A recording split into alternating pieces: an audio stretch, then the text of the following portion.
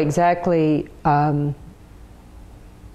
where my need, to feel that,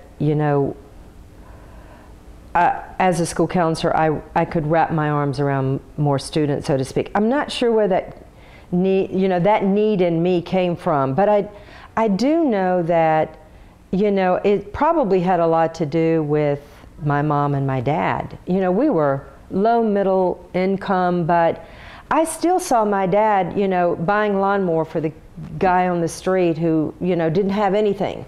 And, taking food, and they were themselves in their own way a caretaker for those who had less.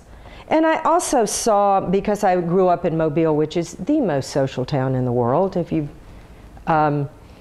it is the caricature of the southern social town. It really mattered what side of the tracks you were born on.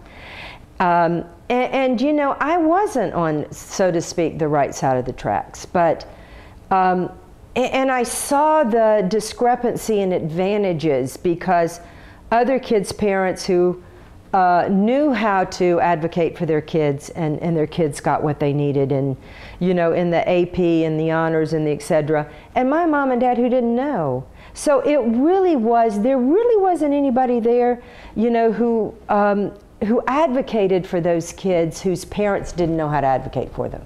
And I think that's what just really drives me as a school counselor. I just didn't want it to be dependent on a child's zip code, so to speak, or who their parents happen to be, the opportunities that they got. And that probably has something to do with my own experience. But I was a child of the Vietnam War era, so to speak. It was something that I felt so passionate about, the injustice of what I thought was an unjust war. And something in my teenage years just kept driving that, that need to right what I thought were wrong. So, not that I was burning down buildings or anything, but I was always trying to, be there when there was a protest and make my feelings known and write to senators and congressmen, because, it was these were my people,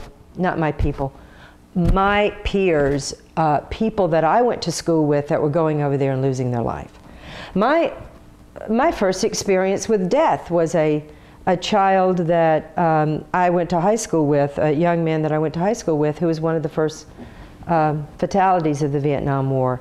So, those things kind of shape you. And then you get to, throughout your life, watch people that are just these amazing social justice advocates. The people that, are the standard bearers, like Kennedy. I was there during Kennedy's era, and Martin Luther King and the Civil Rights Movement, and I watched that on TV, and I listened to Rosa Parks, and I got to shake Nelson Mandela's hand and, see the grace with which he has been such a social justice advocate, and yet without any bitterness, 27 years of his life taken away, but without any bitterness, he came back with grace and dignity. And, all of these people throughout my life have just been such heroes and role models.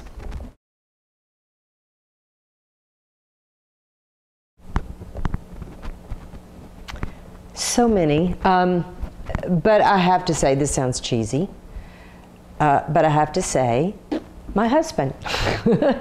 That sounds so, trite, but there's no way I could do what I do without somebody to come home to that's okay with that. Who, is, he's selfless. I've just never met anybody so selfless, because he sits here at this house a lot of times by himself, and I'm sure that we just had the greatest week together because I've been home all week. We had more fun. We went swimming. We rode bicycles. We did a lot of great stuff that we aren't going to do now this next week because, here I am off to Minnesota. But you have to have those people in your life that he's not in my profession. He doesn't have a clue about systemic change or advocacy or leadership for school counselors. He doesn't know any of that. But he knows that, you know, it's important to me, and he's supportive of that. And you know, just those people, to surround yourself as much as you can with those people who care. I've got great colleagues. I have wonderful partners in the school district. You know, I have friends who care about this also, and it really does make a difference. Otherwise, you can get very isolated and very, you know, jaded sometimes by it all. But you know, I just had the very good fortune, and I still don't know how it happened. I still pinch myself every day to have Pat Martin find her way to the Education Trust, find her way to a request for proposal that just spoke to me, and to actually pick UNF to be part of that whole movement. She really opened so many doors for me with that Transforming School Counseling initiative.